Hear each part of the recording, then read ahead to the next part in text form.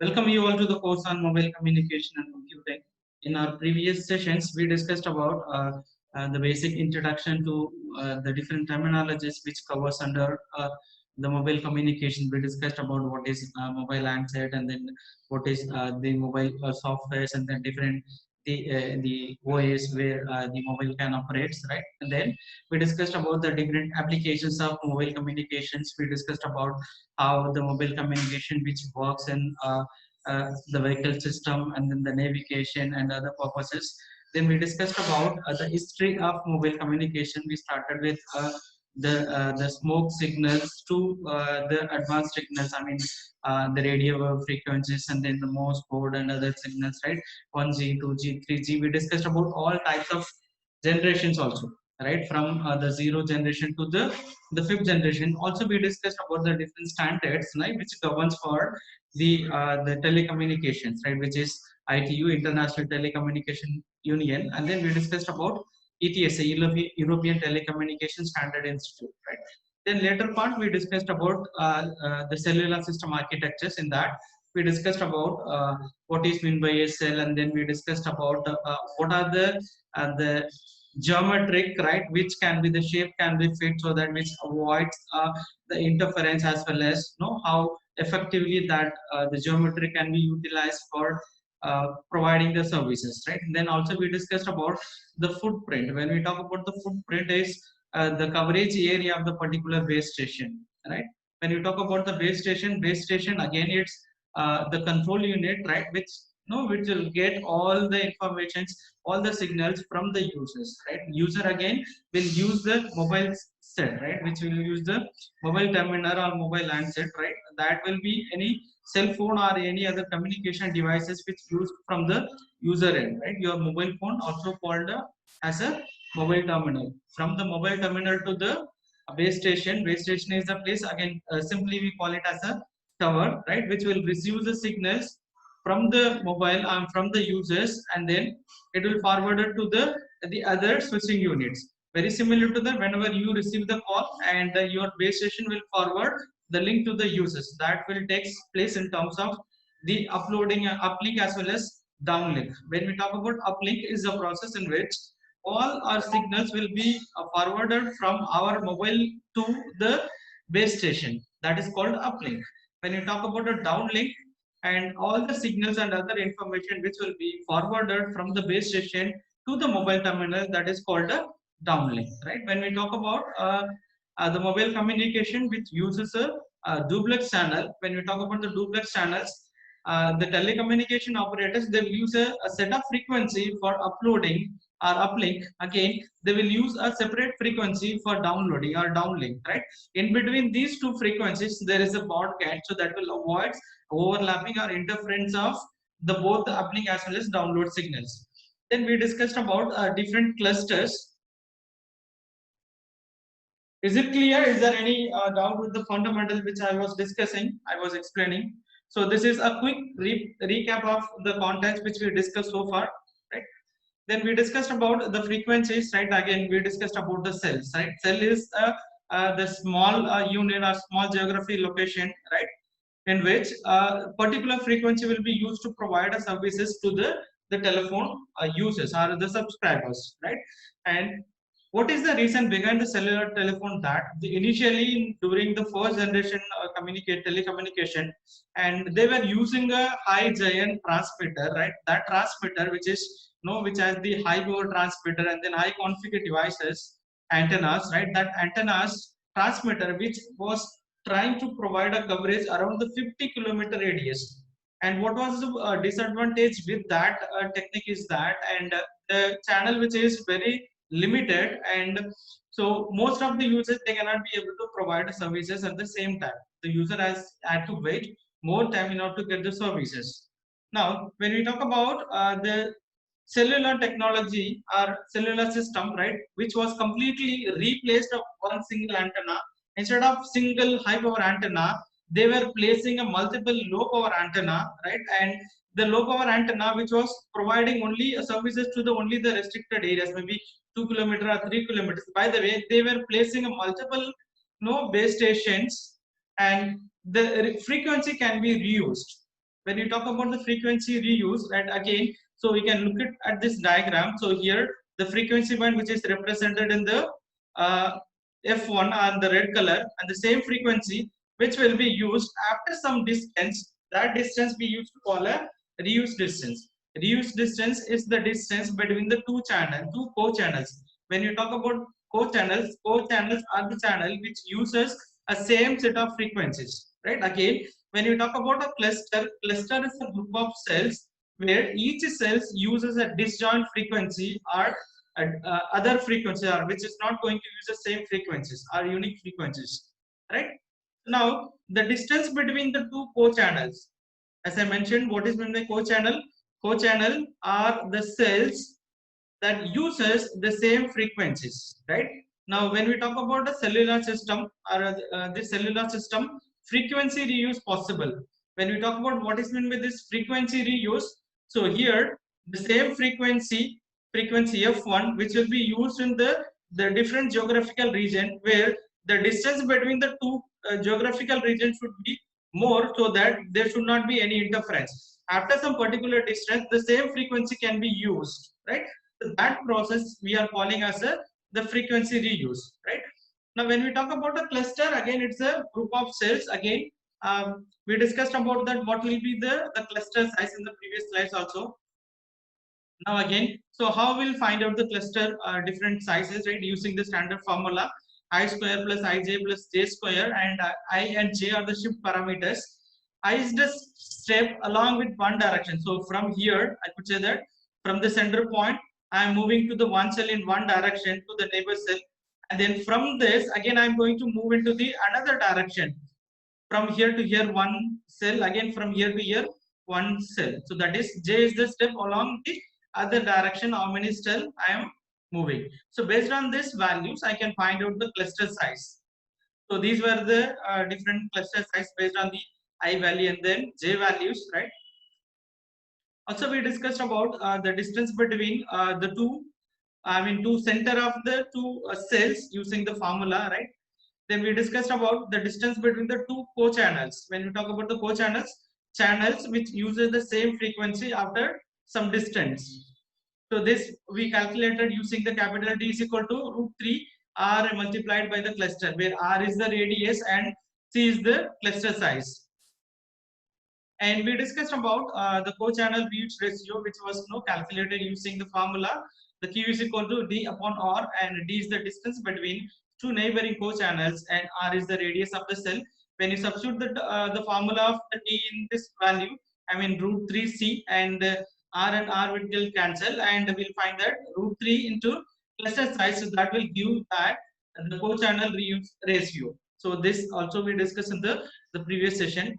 Then we started with the sectors. When we talk about the sectors, right, the sectors as a solution to reduce a co-channel interference. When you talk about the co-channel interference, if the same, if the cells are using the same frequency, so that cells will be called as a co-channel. Now, so here we are going to use another technique which is called the sectorization. The sectorization which is going to avoid the interference between the co-channels, right? Now this idea behind the sectorization process is that it is trying to replace a single omnidirectional antenna at the base station by several directional antennas, and each radiating within a specified sectors. When you talk about, so here I'll consider this is a sector. So let's assume this sector. When you talk about the omnidirectional antennas, when we talk about omnidirectional antennas are the antennas which provides a coverage 360-degree. So in and around it provides omnidirectional antennas which provides 360-degree. And so instead of using a omnidirectional antenna, so what they are trying to do is that, so they are dividing the entire 360-degree into different sectors. So for example, as per this diagram, so here there are three sectors, right? So the 360-degree which was divided into three sectors, where each sector will covers 120-degree. Instead of having a one common omnidirectional antennas, now I am going to, or they are going to use a three directional antennas. When you talk about the directional antennas, are the antennas which will provide a coverage only in the specific direction, maybe that direction which will provide the coverage only in this 120-degree. Now again the another directional antenna which will provide only within this the 120-degree coverage, right? By the way, we'll use a, instead of one omnidirectional antenna, we can place a three directional antennas, so that will be, you know, which will help to provide a more coverage or more service, right? So this is what the reason behind the sectorization process. Now again, so again the cells with the sectors again. So suppose if there are three cells in a cluster which is consist of three cells. Again, as I mentioned, one cell which was divided into three sectors. By the way, it has three cells, F, G, H. Again, all the three cells which will be divided into each three subsectors, right? Again, so here we'll use every sector will use a different frequencies, right? Again, within this cell F, again, so there will be F1, F2, F3, and H1, H2, H3, and then G1, G2, G3.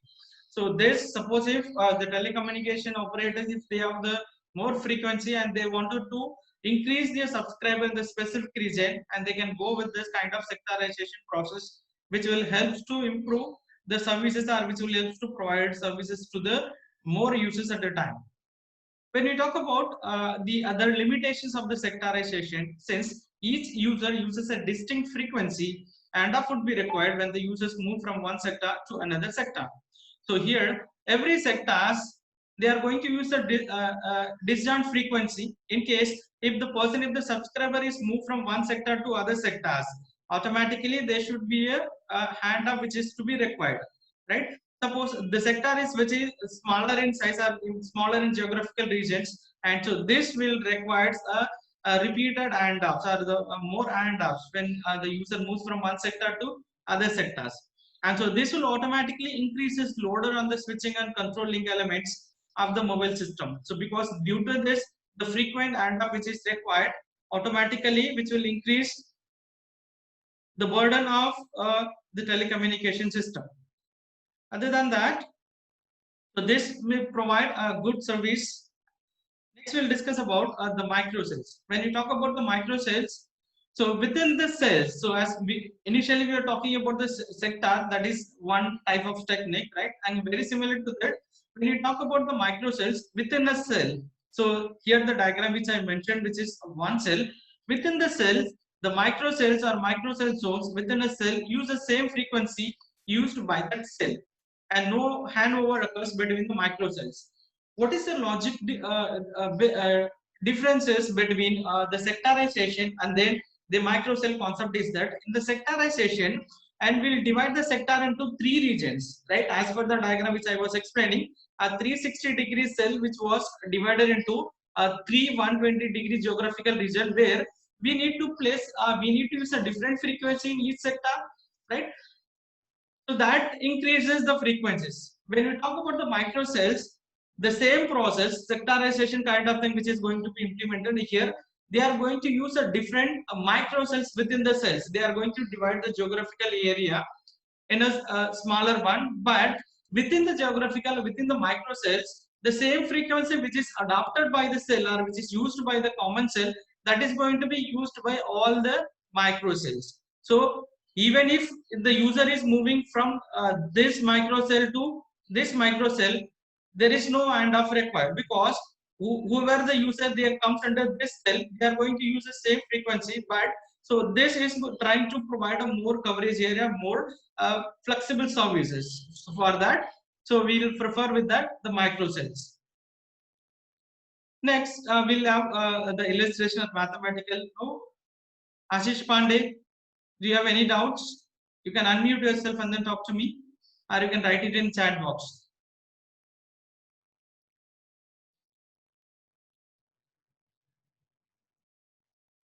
Ashish Pandey. Handover.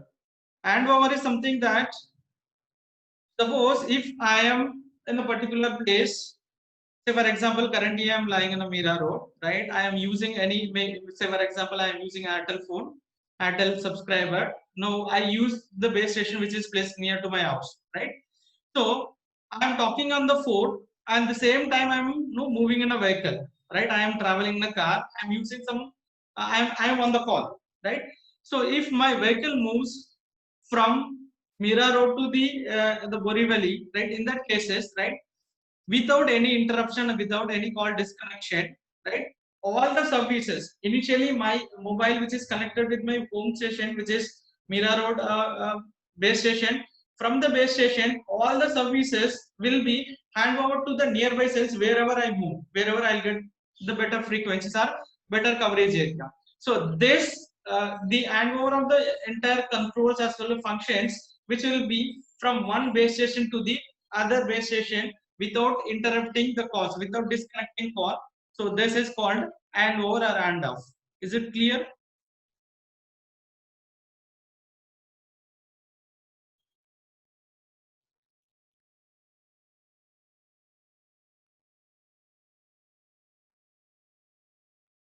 Yes, yes, yes. There is a smart change, right, Bharat? No, this subject which has to be little concepts to be covered a little, so that I'm just taking a test. And when we talk about if the system has S duplex channel, when we talk about the duplex channels, where the channel which will support for both the uplink as well as downloading, and then uplink and then downlink, and each cell has K channels, right?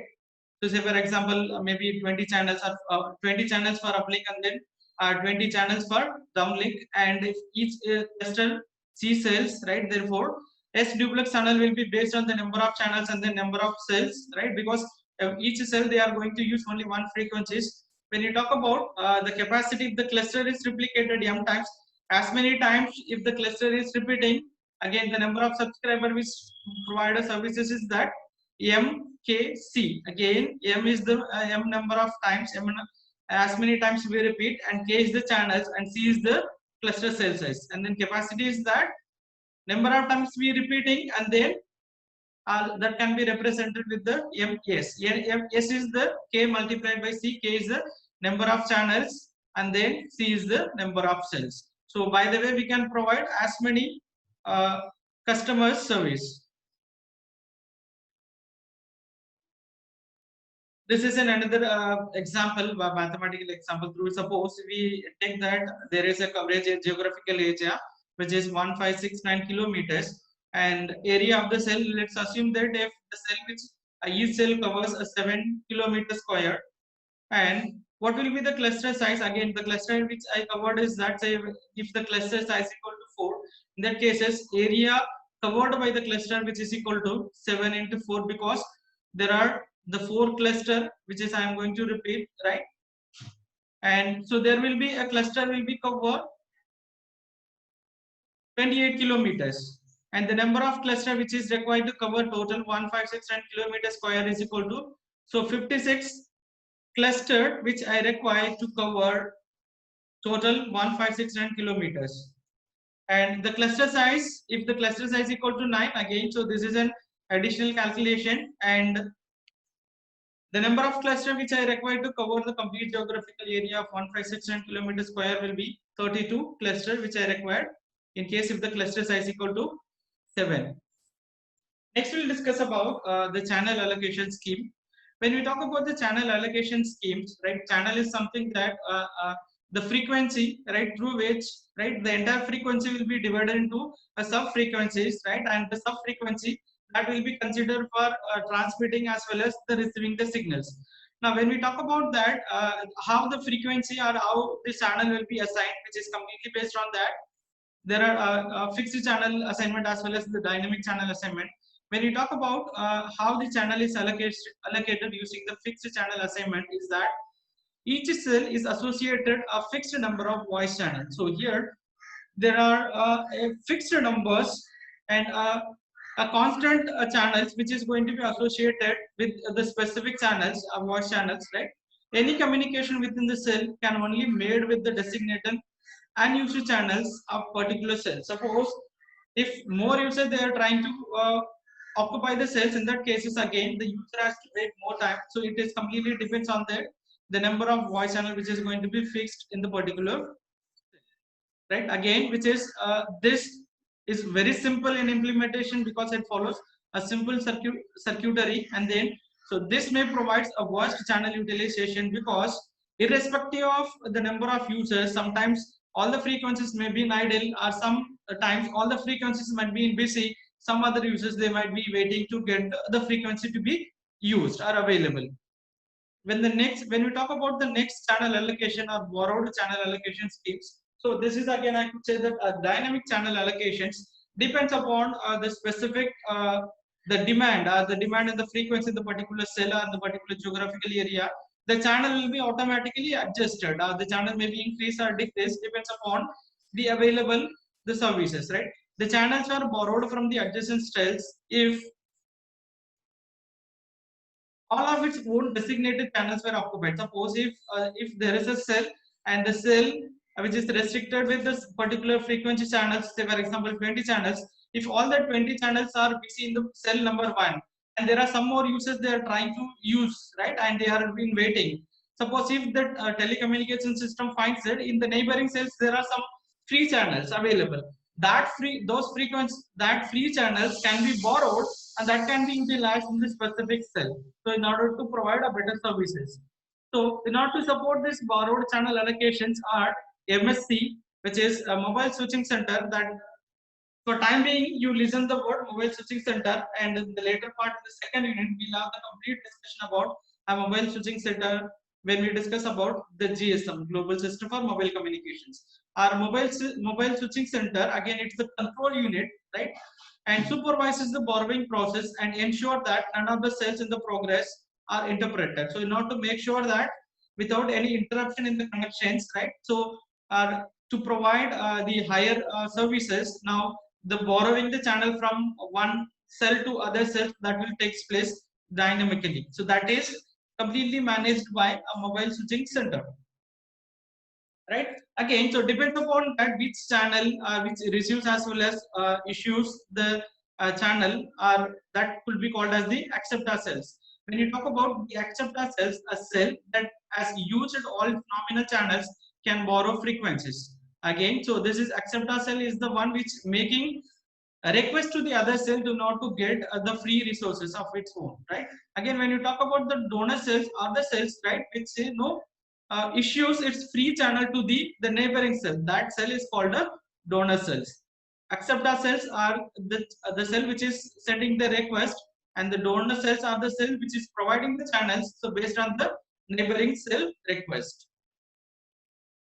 Again, the the borrowing scheme can be three types. The first one is that borrow from the richest, and then borrow first available scheme, and then basic algorithm with the reassignment. When you talk about the borrowing with the richest, this is a process. Borrowing is done from the adjacent cell which has the largest number of free channels. So here, this is completely based on that if the any channel which has the maximum or more number of free channels, so that channel will be used, or that channel will be requested to share the channels. Now when we talk about borrow first available scheme, so this is completely depends on the first come first services, right? Whenever if any cells find that first this channel, this cell has the free resources or free channel, so that could be borrowed, right? Again, basic algorithm with the reassessment, which is transfer return the borrowed signal when the channels becomes a free in the cell. Suppose if the acceptor cell which gets some channels from the neighboring cells or donor cells, after effective use, right, if the acceptor cell finds that some channels are free in its own, so that can be again reassigned to the cell where it is received the channels, right? So this is again borrowing and then returning after using it. So this happens returning the borrowed channels after using it. When you talk about the dynamic channel assignments, right, all channels are kept in a central pool or assigned dynamically to the new calls, and they arrive in the system. So again, so this is borrowing channel based the assignments, right? Each cell, after each call is completed, the channel is returned to the central pool. Here the channel assignment will be completely controlled by the master one, right? Again, the master channel where the pool or the central pool will be maintained with the different channels available. So depends upon the available, depends upon the demand, the channel will be allocated to all the cells. To avoid a co-channel interference, any channel that is used in one cell can only be